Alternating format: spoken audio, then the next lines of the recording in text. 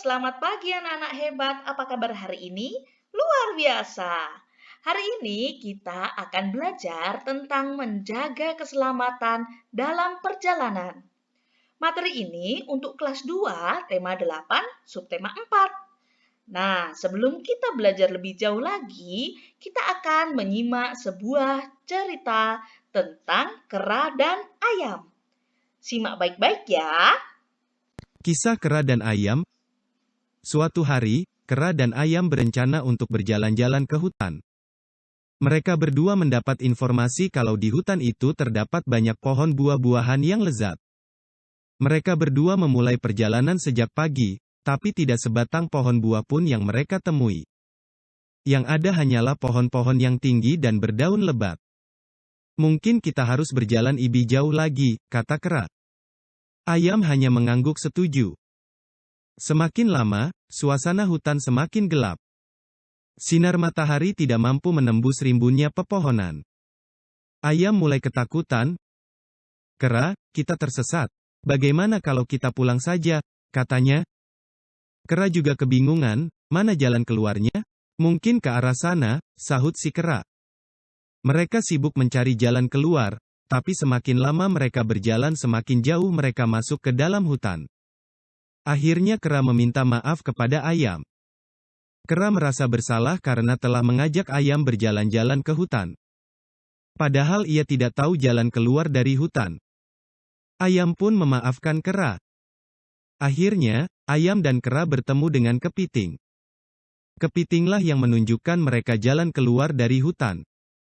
Ayam dan kera pun selamat sampai ke rumah masing-masing. Baik, anak-anak, tadi kita sudah mendengarkan dongeng kisah kera dan ayam. Dalam dongeng ini tadi diceritakan bahwa kera itu tidak tahu jalan untuk mencari buah-buahan di dalam hutan tuh di mana, lewat mana. Lalu dia juga tidak tahu kalau mau keluar dari hutan lewat mana nih. Nah, akhirnya mereka tersesat dan akhirnya bertemu dengan kepiting. Kepiting yang memberitahu jalan keluarnya. Nah, dari cerita ini kita tahu bahwa kalau kita mau bepergian, kita harus tahu tujuan kita kemana, jalannya lewat mana, nanti kalau mau pulang juga lewat mana, supaya kita aman, kita selamat sampai di tujuan, kita bisa pulang kembali ke rumah dengan sehat selamat, ya. Lalu, cara menjaga keselamatan dalam perjalanan itu yang pertama tadi adalah mengetahui tujuan ya. Yang kedua, memahami jalan pergi dan pulang. Yang ketiga, bertanya pada orang yang lebih tahu. Jadi, kalau misalnya kita tersesat, kita merasa sudah bingung, kita bisa bertanya pada orang yang lebih tahu supaya kita yakin kita sampai di tujuan kita ya. Lalu bagaimana kalau misalnya kita melakukan perjalanan dengan kendaraan ya? Nah, ini cara menjaga keselamatan dalam perjalanan. Yang pertama, memakai helm saat berkendara dengan sepeda motor.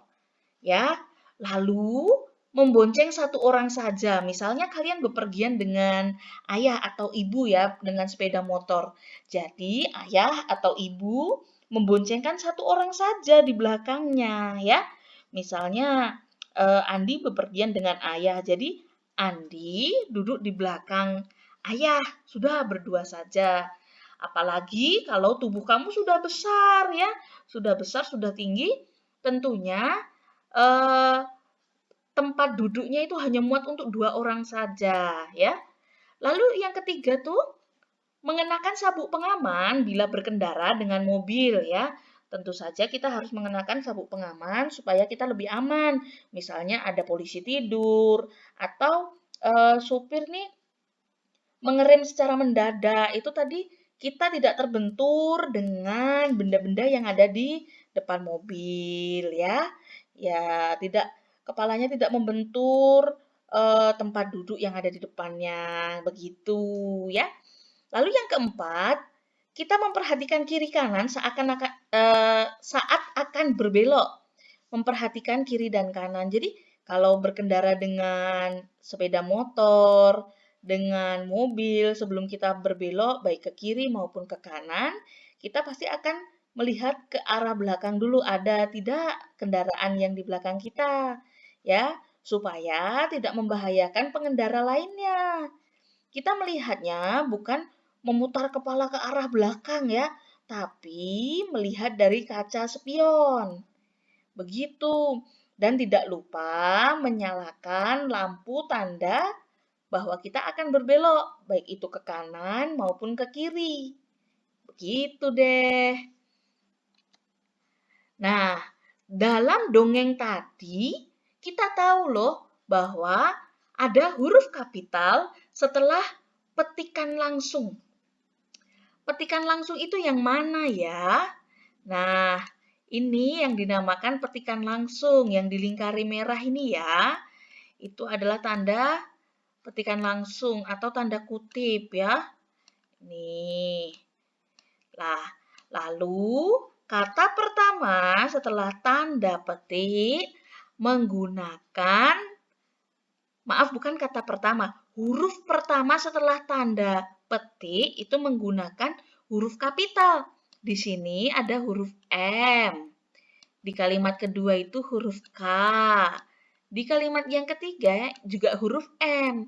Nah, jadi nanti kalau misalnya anak-anak ada soal, ternyata itu huruf pertama setelah tanda petik itu belum menggunakan huruf kapital, nah kalimat itu berarti masih salah, harus dibetulkan ya.